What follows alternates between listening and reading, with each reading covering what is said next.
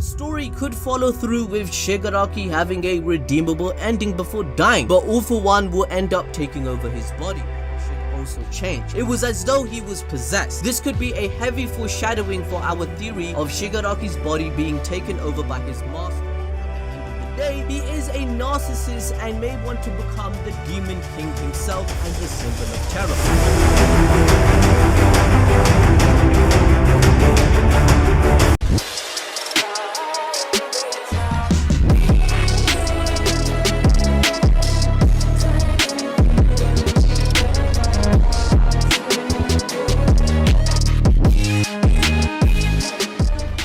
Welcome back everyone, and it's time to go balls deep. Seriously guys, this time around, even I'm afraid of a balls deep prediction quirk. This chapter just confirmed our theory on All For One taking over Shigaraki's body. My Hero Academia stacking with bangers on top of bangers, and the hype train doesn't seem to stop. And most of you guys that have seen our 3-part series regarding on how My Hero Academia would end must have been like,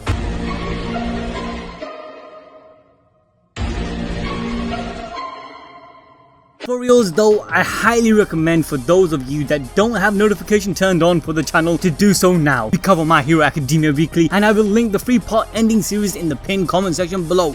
So right off the bat, we start this chapter off with Deku going plus ultra against Shigaraki. In the previous chapter 284, we went through the mind of Bakugo as he witnessed Deku putting himself in harm's way as being the one who is targeted but still decides to fight head on. We saw a flashback of a training moment showing the preparation Deku was taking in order to be efficient with his one for all quirk, along with the potential of using the float quirk. Our point about Uraraka helping Deku learning the feeling of using float also came true, as her zero gravity quirk is very similar, and Horikoshi showcased Deku's evolution in this fight as something that wasn't so far-fetched. Deku's mindset and training not only proves that he is not just some lucky broken ass OP character, but in fact highlighting that Deku is hard-working and everything he is capable of is all from his determination, intelligence, and never giving up attitude. Of course! Now in this very flashback, we were also shown a deeper side to Bakugo's perspective of Deku. Him helping with the training being some sort of atonement gave us the audience more of a reason to start liking his character. Both Deku and Bakugo's growth was heavily highlighted in the last chapter, but as we get into this chapter,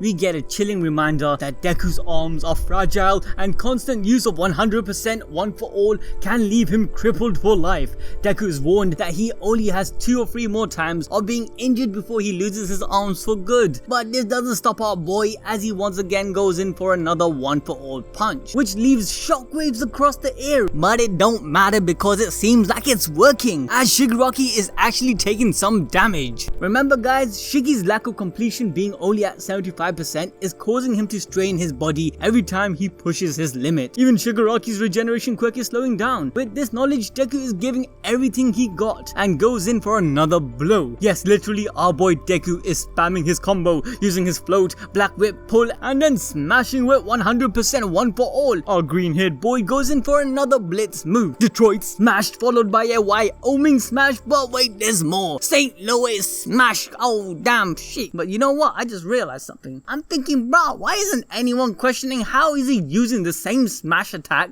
as All Might with the same power and names? Can no one really connect the dots together? I'm confused. I'm confused right now, G.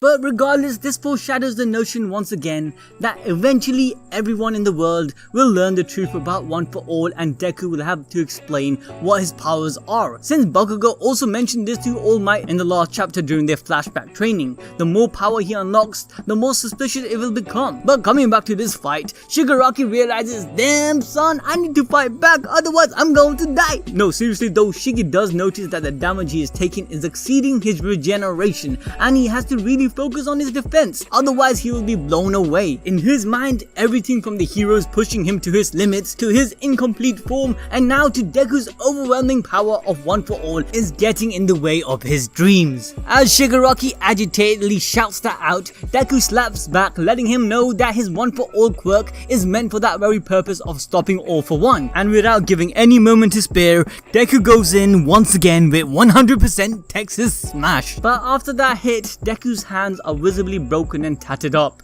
Even with the help of using Black Whip as a brace, Deku's arms don't seem like he can hold up for much longer. Now this makes us think that from all of this, will Deku eventually heal?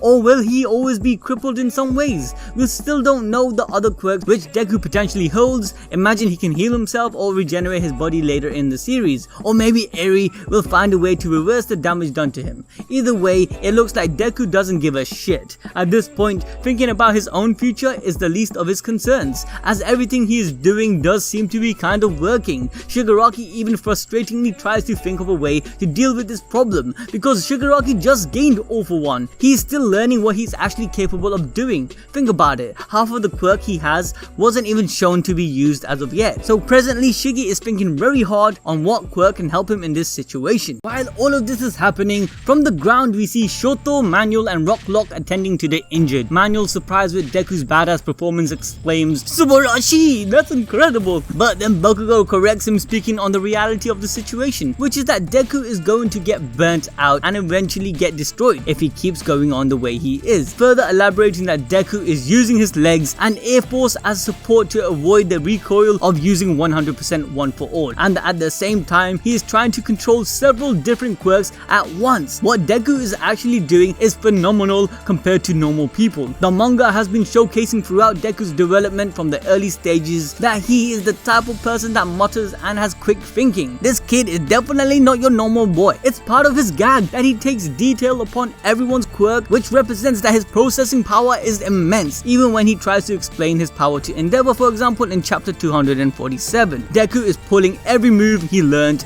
until now just to keep Shigaraki in the air, and since he couldn't take him down in one move, the fight has now become a war of attrition. Wait a minute, anime balls, what the frick does that mean? Well, let me quickly Google that for you guys. Attrition is the action or process of gradually reducing the strength or effectiveness of someone or something through sustained attack or pressure. Basically, who can wear down the other first. But coming back to Bakugo, in this take, Shigaraki will come out the victor as he still has his regeneration quirk regardless of his effectiveness. And with his logic, within minutes, Deku will get his ass kicked in and his quirk stolen. Now, Bakugo might have a point, but it's also possible that Bakugo missed what Deku saw earlier on, that Shigaraki is not fully 100%, and it's possible that his regeneration quirk might be suppressed. However, Bakugo ain't leaving anything to chance as he asks his Shoto if he's finished with attending the injured, so they together can help Endeavor get to Shigaraki. Bakugo's plan is to pull Endeavor up to Shigaraki while Todoroki uses his eyes to cool Endeavor down. Endeavor says that once he gets up there, they can leave it to him. Rocklock then tries to object to this plan, but everyone is already on the move. As Shoto leaves, he shouts telling him to look after Aizawa, which in awe, Rocklock looks at Shoto and Bakugo, grasping his arms, and acknowledges the fact that these boys are heroes and not just kids. He also probably feels pathetic since these kids are doing more than him, a veteran pro hero. As a three-man team shoots for the sky, Endeavor tells the boys to aim for when Black Whip is completely extended. He wants Shoto and Bakugo to run back after he gets up there, as he knows how dangerous Shigaraki is and he doesn't want the boys to be caught up in the mess. We then cut to Bakugo, who is thinking about his conversation with All Might and Deku, where we learn more about the origins of One for All. In this flashback, All Might states that he doesn't want to speculate and talk about things that he isn't certain of, but Bakugo, being the smart boy he is, questioned that All for One is the one who created One for All, and that Deku having multiple quirks is similar to how All for One has multiple quirks, where both of these quirks parallel each other. In some sort of way, One for All is a cursed power because those that get bestowed it actually have a destiny where they have to face All for One, therefore risking their own lives for everyone else. From there, Bakugo then reminisces about the good old times when he bullied Deku. Now seriously though, he goes past those memories and focuses on how they both looked up to All Might and his One for All power. Even if it is a cursed power, it was the power which propelled them to try their best. One for All was the reason Deku could stand up to Bakugo and gain his respect, even though All Might and his previous users see One for All as a means to end to destroy All for One. To Bakugo and Deku, it means more than that. It's a symbol they have chased since they were little kids. All Might was a symbol of peace that did many selfless acts, which then gave hope to everyone. If we think about it, in Bakugo's mind, he's probably thinking that how can he not do something helpful and be the hope for Deku this time round? How could he have bullied the one that is so heavily burdened already? This is when Bakugo chooses to be a ray of hope too. This is his moment to shine. With all this running through Bakugo's mind, he manages to get Endeavor onto into Shigaraki, which then allows Endeavor to scorch Shigaraki with his prominence burn, turning him into KFC. Yes guys, Shigaraki is getting burnt more crispier than Hawks did with Derby. But as Shigaraki is being burnt to a crisp, a voice echoes in his mind. It's All For One. He's asking Shiggy to hand his body over to him. And if you guys remember way back in chapter 269, when we saw All For One from the jail cell figuring out that Shigaraki was about to be set free, we made a theory that he was going to take Shigaraki's body for himself. And what do you know? Balls, the prediction quirk has come true! Of course! For reals though, we covered this again and again in detail, but the basic concept about this theory is that All For One's original body cannot achieve his dreams and ideals. He has reached his limits, including the fact of taking continuously permanent damage from fighting all of the All For One users in the past 150 years or so. The main reason he wanted to use Shigaraki as a disciple was primarily in spite towards Nana, but ultimately All For One wants to actualize his own dreams. All For One even admits this himself in chapter 88, that since his body has been reduced to such a state after his defeat by All Might, he hasn't been able to stock up as much quirks as before, nor is he able to use their power at their full capacity, as his doctor explained this to us, that if the memory, the amount of a power of a quirk, exceeds the hardware, the body of the quirk user, then it will cause serious problems. While it seemed that All For One could allow the user to safely control any number of quirks, there is a limit to how much the user can control without it adversely affecting them in a negative way, like in Nomu for example. The difference is that Shigaraki has become a somewhat perfect Nomu and vessel. All For One masterminded this right from the beginning. Even his predicament of being locked in the most secure prison, Tartarus, was all in his control. In chapter 116, during All For One conversation with All Might, he indicates that he will escape eventually. He would not be so confident or mention something like this to his rival if he didn't mean it. Escaping the prison physically might have been impossible, but taking over Shigaraki's body will allow his promise to come true. We know for a fact that the doctor accidentally revealed to the audience in the previous chapter that Shigaraki was planned from the very beginning by All For One. To add to this, All For One even stated in Tartarus that he still hears his brother's voice and how it's very nostalgic. One For All and All For One are analogous in the way that they work and the way they carry out the will of the creator. All For One calls for his brother against Deku in chapter 285 for this very reason. He knows it all. We also mentioned many times how the One For All vestiges in some ways are a living essence of the past users. Nana's quirk being activated against her grandson is her way of atonement. The Black Whip user Banjo also materialized to Deku even though he was physically dead. Likewise, the first One For All user who is All For One's brother is in a similar way, if not in the greatest state of living. He is alive within One For All's quirk. All For One knows this and possibly pushed Shigaraki to the situation for his own motive, to speak to his younger brother and show him what he meant all that time ago. If you guys want to know more about this theory, then make sure to check out our other videos where we cover it in great detail. But coming back to the chapter, Endeavor continues to burn his flames as hot as he possibly can. He doesn't even care about burning himself if he can just get rid of Shigaraki. But unfortunately, he gets pushed off with blood gushing out of him as he screams, "How come you won't die?" Deku, all battered up, is still standing still as Shigaraki throws his Gomu Gomu no powers at Deku, calling him his little brother. This tells us that Shigaraki is no more. It is the will of All For One that is controlling Shigaraki. Still freshly in the air, Bakugo in shock looks at the situation in a grim stance. He thinks out,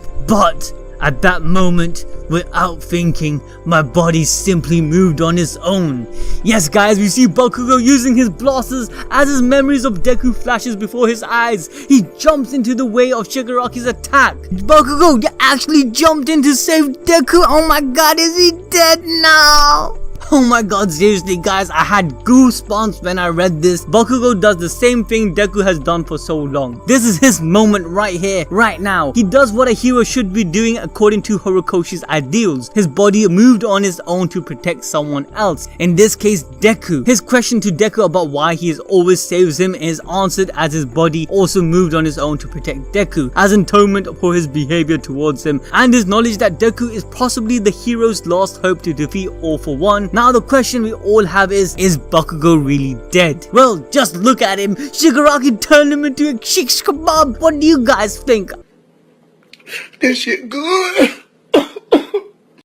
Okay, seriously though guys, I don't really think Bakugo is going to die. I have said this for a long time now, 8 months to be exact. What's likely going to happen is that Deku and the heroes will likely escape due to Shigaraki being at 75% and his body will give out for a little while due to the overuse, since we have already seen he can't regenerate as quickly as he would like to. After realizing what his master is trying to do, Shigaraki will push him out of his mind and get control over his body and decide to retreat. Possibly at that point Gigantomachia and the crew will be there, so it'll be quite easy to do that. This could also lend the heroes the chance to escape and regroup. Eri will then likely be used to heal the people and their quirks, for example Aizawa. We even saw shots of her a few chapters ago, which could be a foreshadowing of this, and also the fact that she is so important for the finale later on down the line. Deku will train and master all of his quirks for the finale, possibly even sharing his one for all quirk with the other heroes like Bakugo. This is similar to what we saw in the movies. We have been calling this the resistance theory. If you want to learn more about this theory, then make sure to watch our other videos displayed in the screen right now. With that guys, I hope you guys enjoyed this review. Make sure to hit that like button, subscribe, and until then I'll catch you guys till next time. See ya.